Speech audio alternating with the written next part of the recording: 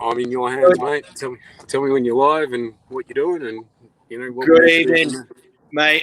Mate, we are live. Good evening, my friends. I hope you are well. We've got a slightly different show tonight. I've got on the line, on the live and on the line, I've got Dave Stewart, who we all know and love, and he's done a hell of a lot for the industry and the people within. I've got him on the phone because he's just in the car at the minute, and we can't see his ugly mug, which is probably not a bad thing. Let's face it. Dave, how are you, man? Man, I'm stressed and I'm frustrated, and to be honest with you, I'm angry. Tell me why. I've looked at what's going on in Victoria, and no one seems to want to stand up. And you and I had a conversation off air before, and I think we need to get to a point where we can turn around and say this is not okay.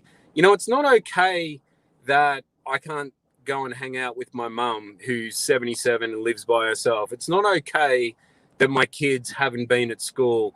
It's not okay that we get to watch this dude get up and do a press conference every morning and tell us why we can't live our life. Like this stuff's not okay, Andy. And, we've all turned around and said, oh, we just have to do the right thing. From a public health point of view, we just all have to just stay the course, as is the terminology. But it's not okay. It's not fair. It's not reasonable to expect a population of 5 million people to have to do that. It's not fair that I have to get phone calls every day from real estate agents who are restricted from going about doing their work. Like, does no one not see that this is just dumb? That we've taken a public health issue and we've sacrificed the livelihoods of millions of people on really scant evidence and really scant sort of, and I think it's almost become incumbent on us that, we just go, well, we're doing the right thing, so we're all just going to shut up and cop it. Well, mate, I don't think we should. I don't think we should cop it anymore. I think that we should be able to stand up and say that this is bullshit. Mate, I think the thing that's getting to all of us, I think more than anything, it's not just the professional side of things, it's the personal side of things as well. We were talking about how affected our kids have become, and for me, that takes precedence over anything. When my 2-year-old, bless him, because me and my wife have both got jobs to run and businesses to run and homeschooling to do and all that sort of stuff, and our 2-year-old has to get left in front of a TV, which could potentially, all being well it won't, but could potentially impact him forever. When you're in those early formative years. May, you were saying that you've had your kids sort of in tears. Is that right? Mate, I've got a 17-year-old who hasn't got to do all the stuff that she's got to do, that you would normally do in your last year of school. I've got a 15-year-old who's had to, cancel all of, and really, really social people. I've got a 13-year-old who doesn't get to go and go skateboarding with his mates, doesn't get to hang out and do the normal stuff. And, I'm just sick and tired. I'm furious. I'm angry. And again, I think it comes back to where we all say, well, we're just going to cop it. And I just don't think I'm prepared to cop this anymore. I don't think I'm prepared to wake up every day and go, this is just the way that it happens. This is just what, our lot in life is. And there almost has to be that watershed moment where, you turn, as a society, we turn around and say, we're not going to accept this. We're not going to say that Dan Andrews and the Labor Party can inflict this kind of damage on all of us. And, I don't know what that form takes. you know, I've had my own ideas over the course of the day, and I've been talked off the ledge a number of times by different people, you know, where I don't go and take a ridiculous action that is going to, and I think you said it, you know, you can go and be that lone wolf, that one person that goes out and does something really stupid, and you just get painted as that nutcase or that, you know, that conspiracy theorist. But I think as a society, we should be turning around and saying, you know what? No, this is bullshit. What this is just ridiculous stuff, and we're wearing it. And you know, we take it because we don't want to be seen to be the crazy person. We don't want to be seen to be the nutcase. We don't, you know, we don't want to sort of rock the boat. But this is not right. This is not fair. This is not acceptable. And you know, there has to be that point, that line in the sand where we all stand up and say, no, we're not going to pull this. We're not going to just cop this. We're not going to just sit at home for 8 months. We're not going to, you know, endure the damage that happens to our family, you know, to our friends, to our businesses. And we're not going to turn around and say this is okay, because this is not okay, Andy. This is not okay. It's not okay on any level. And it's not okay that what it's done to our society. And we should collectively stand up and say, this is not okay.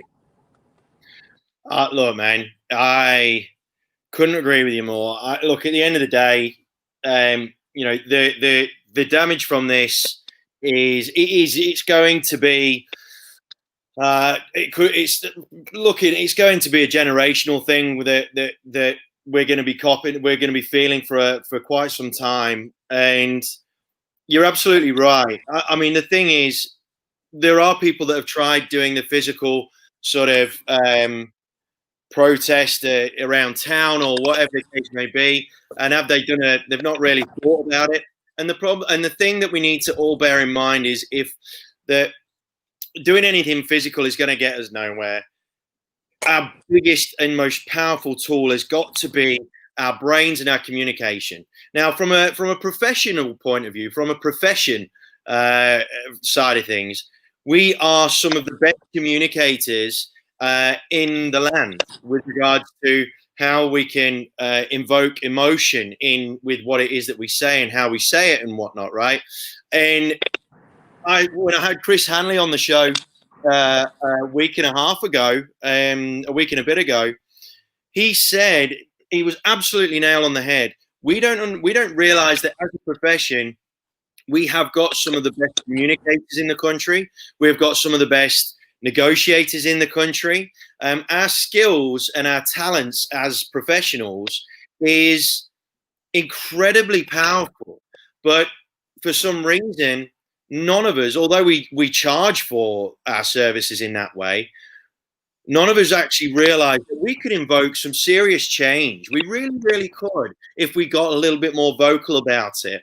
Now, like, mate, at the end of that, and this is one thing that we did talk about off air, is that a lot of concerns that people have is the fact that they don't want to risk what it is that they do have. They don't want to risk their futures, their businesses, and so on and so forth, their reputations, all the rest of it, in order to really stick their neck out, right?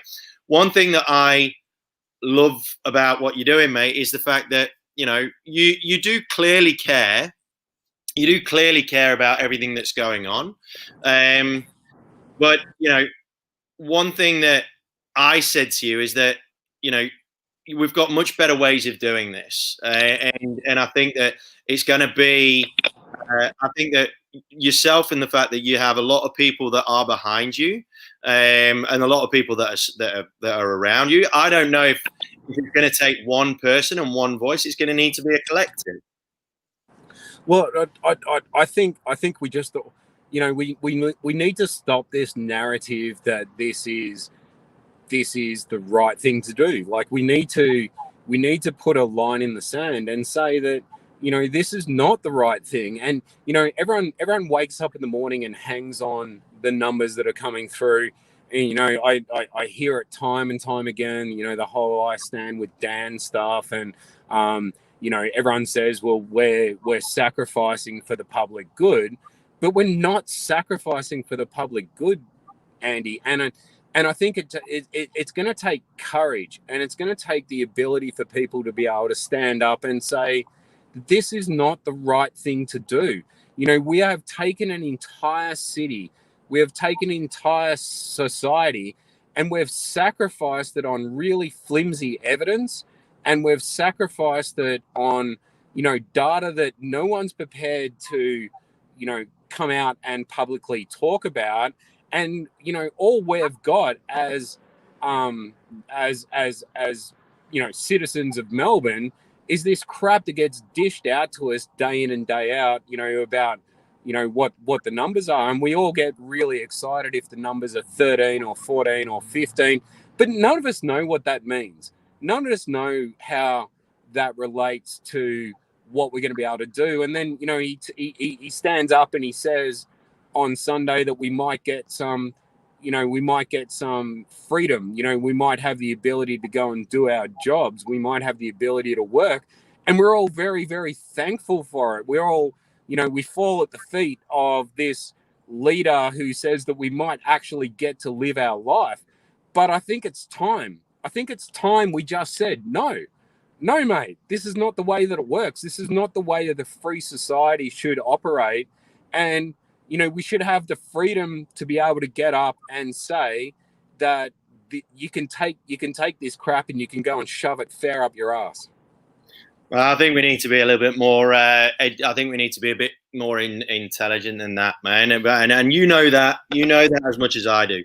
But mate, look, let's hope that we can use this as a positive thing to drive a bit of hopefully drive and support the reconsider motion that the RAIB have really done a good job of putting together and actually has made a dent in the thinking of the powers that be. Dave, mate, thank you so much for coming on last minute, man. I really appreciate it. All right. Dude, and I really what I want anyone who's listening and anyone who's going to watch this, I want them to get on social media. I want them to drive change. I want them to talk about the fact that it's okay to not be okay with this.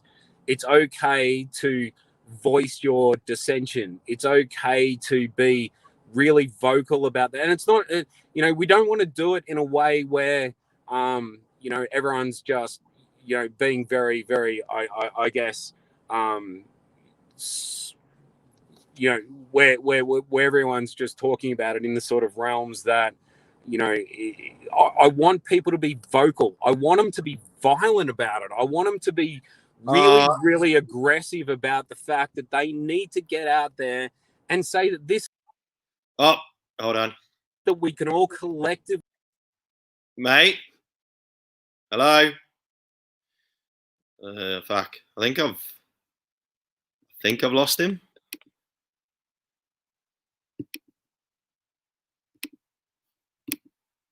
I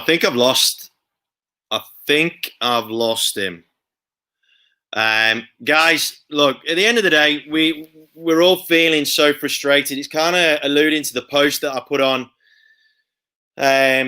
earlier today. I am starting to get a little bit concerned that there's a few people that are starting to feel the strain in a rather substantial way. And the big thing that I want to really try and impress upon people is that, guys and gals, we are so close, and you don't want to self-implode.